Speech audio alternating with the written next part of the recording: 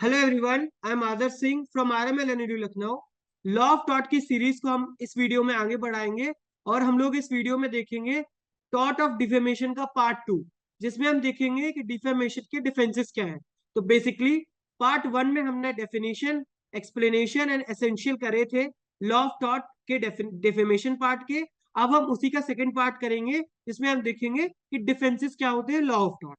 मान लो अगर डिफेमेशन का केस हो गया तो आपके पास क्या डिफेंसेस अवेलेबल है। ठीक है, तो पहला डिफेंस है हमारे पास जस्टिफिकेशन और ट्रुथ।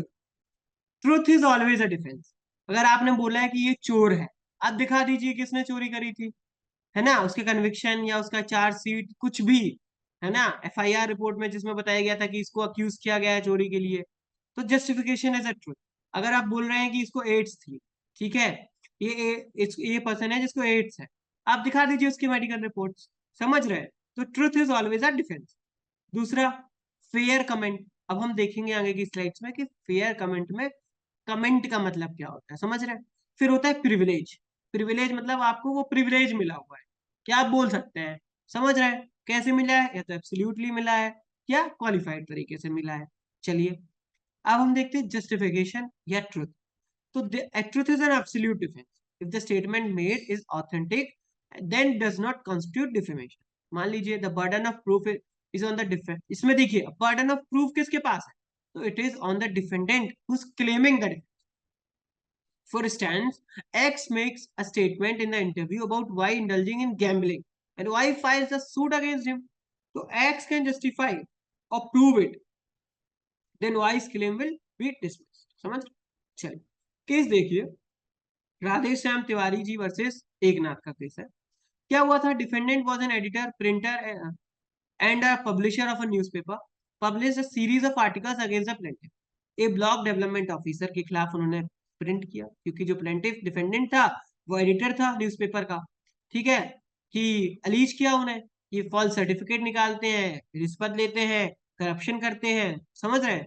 तो in an action for defamation the defendant could not prove that facts published by him way true. अब जब पूछा गया कि आप प्रूव कीजिए, समझ रहे हैं, उसने प्रूव नहीं कर पाया तो उसे डिफेमेशन लग गया। सपोज अगर वो कोई वीडियो रिकॉर्डिंग दिखा देता जिसमें वो रिश्वत ले रहा है, या जो फॉल्स सर्टिफिकेट्स बना रहा है उसको वेरीफाई करवा देता कि ये फॉल्स है, तब उस पर डिफेमेशन के लिए वो लाइबल ना होता। बट उसने ये ट्रूथ जस्टिफाई नहीं कर पाया, इसलिए वो लाइबल था।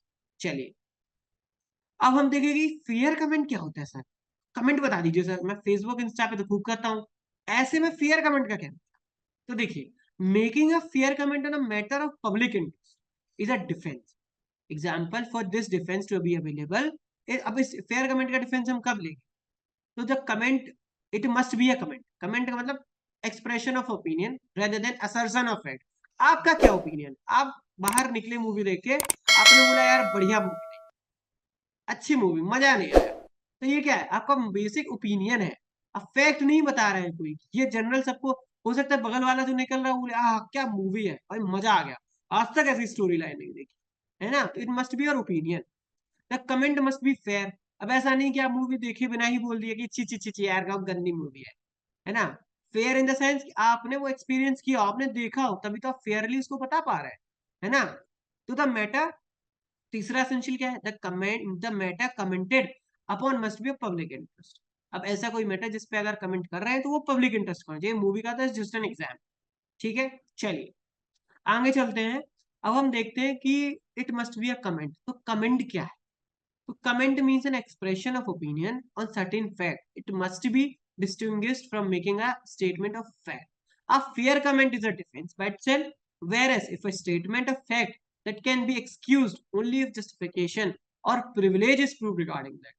Whether a statement is a fact or a comment of certain fact depend on the language used in the answer. वही बात, ठीक है। चलिए, अब हम देखते हैं कि कमेंट मस्ट बी फेयर का क्या मतलब। तो the comment must be fair where it is based upon untrue effects. जहां पे जो फैक्ट ही ट्रू नहीं है, उस पे है अगर कोई, तो वो कमेंट फेयर नहीं माना जाएगा। अगर वो बेस्ड है किसी बायसनेस पे या किसी पे, तो वो फेयर नहीं माना जाएगा। ठीक है, केस देखिए, एक बार ये सेकंड वाला जो है उसको अपनी कॉपी में नोट कर लीजिए। This in a review of play when immorality is imputed by suggesting that it contain an incident of adultery wherein in fact there is no such incident, of the place of plea of fair comment cannot be taken. देखिए case देखिए KS Sundaram, the defendant had published article relating to the performance of the company. ठीक है, article discuss the deterioration in the performance by management of the company. तो dismissing the defamation suit filed by the plaintiff seeking permanent injunction and damages, the Madras High Court held that the articles cannot be termed as defamatory against the plaintiff, क्योंकि उन्होंने बताया कि company की deteriorating condition कैसे deteriorate हुई है, company performance कैसे गिरी है ना, उन्होंने फैक्ट्स दिए हैं उस बात के, तो वो फेयर कमेंट में आए. State the matter commented upon must be of public interest. Public interest आप पूछेंगे भैया बता दीजिए पब्लिक इंटरेस्ट क्या होता है. तो पब्लिक इंटरेस्ट होता है जो एडमिनिस्ट्रेशन ऑफ गवर्नमेंट से डील करे, है ना, पब्लिक कंपनी से डील करे, और conduct of public man like ministers, officers of a state, public institutions, ये सब हमारा matter based on public interest आएगा. ठीक है, अब हम कहेंगे भैया प्रिविलेज बता दीजिए. हमारे पास तीसरा डिफेंस अगर आएगा तो कैसे आएगा प्रिविलेज का. तो देखिए देयर आर सर्टेन ओकेजन जहां लॉ कहता है कि आपको है राइट बोलने का, आपको प्रिविलेज मिला हुआ है. ठीक है, तो अब प्रिविलेज भी दो तरीके के होते हैं, एक होता है एब्सोल्यूट, दूसरा होता है क्वालिफाइड. चलिए हम इनको एक एक करके समझिए. तो पहले समझते हैं एब्सोल्यूट प्रिविलेज क्या होता है. तो generally absolute privilege exempts defamatory statements made.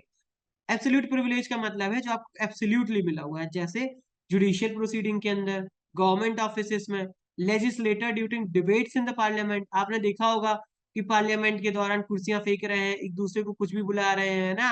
आपने बहुत बार कई टर्म सुने होंगे जो मैं भी नहीं बोलना चाहूंगा, बट आप समझ जाइए. ठीक है, ड्यूरिंग पॉलिटिकल स्पीचेस कोई कुछ भी बोल रहा है, आप भी सुन रहे हैं ना. तो communication based on spouses, communication between spouses always privilege communication. तो ये 5 है जो बोलती है एब्सोल्यूट प्रिविलेज के बारे में. आप बोलेंगे भैया ऐसे काम नहीं चलेगा, अब आप हमें केसेस बता दीजिए, है ना. तो चलिए हम केस भी लिखवा देते हैं. पहला केस है TJ Ponnen versus MC Varghese का. The court held the letter send by the husband to wife.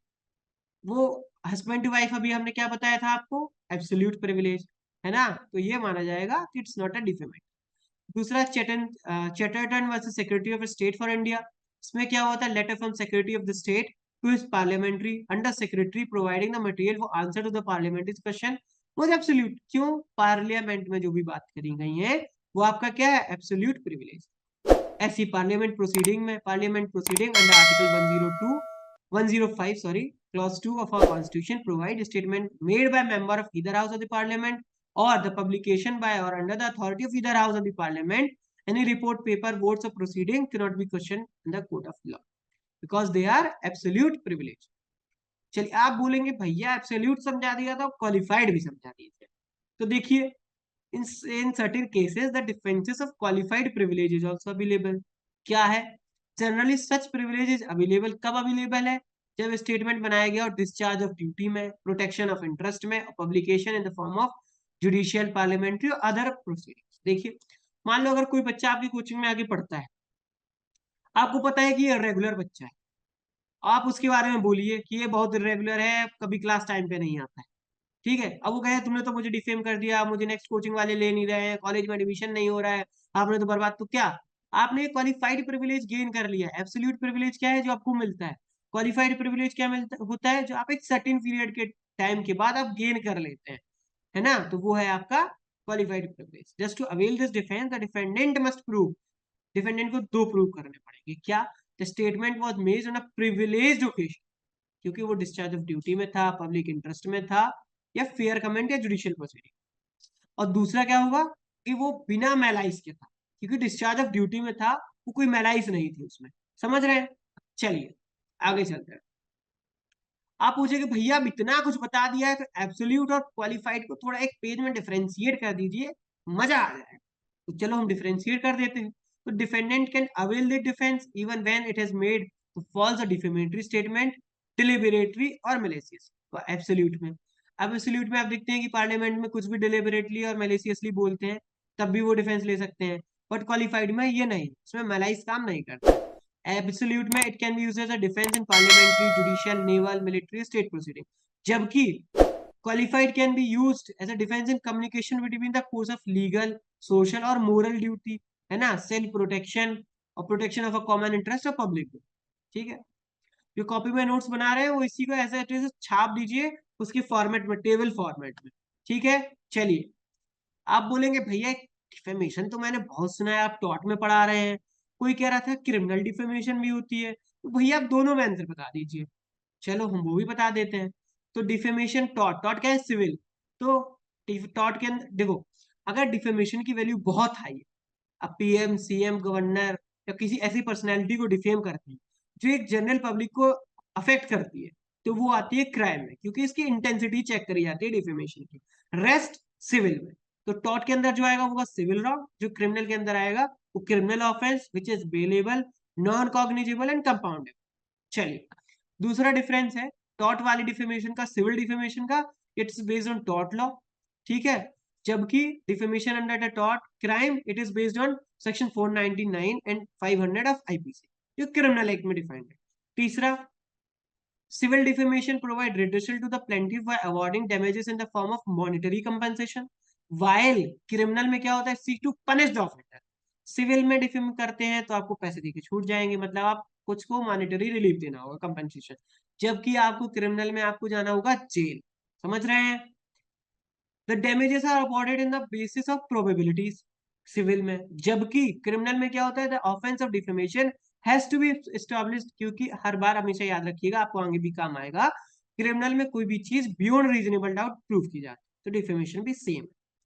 पांचवा डिफरेंस है डिफेमेशन सिविल वाली में, it is generally a slow process to seek relief in India, जबकि plaintiff can move to criminal court and offender to take cognizance of his complaint. इसमें थोड़ा bit fast होता है, but slow दोनों ही रहते हैं।